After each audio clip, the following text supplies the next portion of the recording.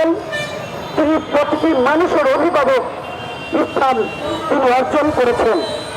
আমরা দেখেছিলাম শেখ হাসিনার শাসন আমলে এক কাতুর থেকে বের করে দিয়েছিল বেগম খালেদা জিয়াকে। সারা বাংলাদেশের মানুষ, দলের থেকে সকল শ্রেণী পেশার মানুষ আহ্বান জানিয়েছিল শেখ হাসিনার কাছে যে প্রিয় নেত্রীর বাইরে চিকিৎসার কারণে করার কথা, কিন্তু আমরা দেখেছিলাম শেখ হাসিনা তুচ্ছ তাচ্ছিলতা করে আমাদের প্রিয় নেত্রীকে মৃত্যুর দিকে ফেলে দিয়েছে এবং কারাগারে তাকে ছোট প্রয়োজন দিয়েছিল। আজকে দেশনেত্রীর যে পরিণতি, এই পরিণতির জন্য শেখ হাসিনাই দায়ী। ইতিহাসের কাঠগড়ে শেখ হাসিনাকে বিচার করতে হবে, এখানে কোনো রিহাই হবে না।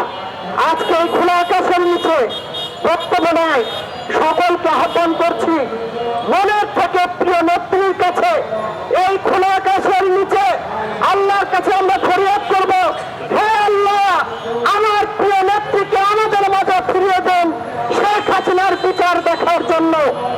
আমি যে কথাটি বলে শেষ করতে চাই, বন্ধুরা জানেন ফেব্রুয়ারিতে নির্বাচন, কিন্তু ইতিমধ্যে দেশনেত্রী বেগম খালেদা জিয়ার অসুস্থতা হওয়ার পরে নানান রকম দেশি বিদেশি ষড়যন্ত্র শুরু হয়েছে।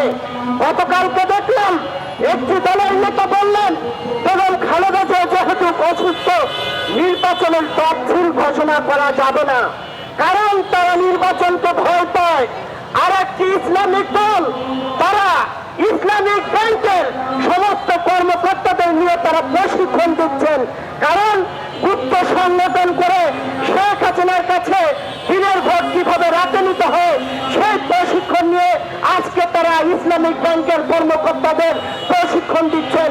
আমরা তাদেরকে বলতে চাই, শেখ হাসিনাকে বাংলাদেশের মানুষ যেভাবে মানে নাই, আপনাদেরকে মানবে না। সবাই ঐক্যবদ্ধ থাকুন, ষড়যন্ত্র রুখে দিতে হবে। সকলকে ধন্যবাদ।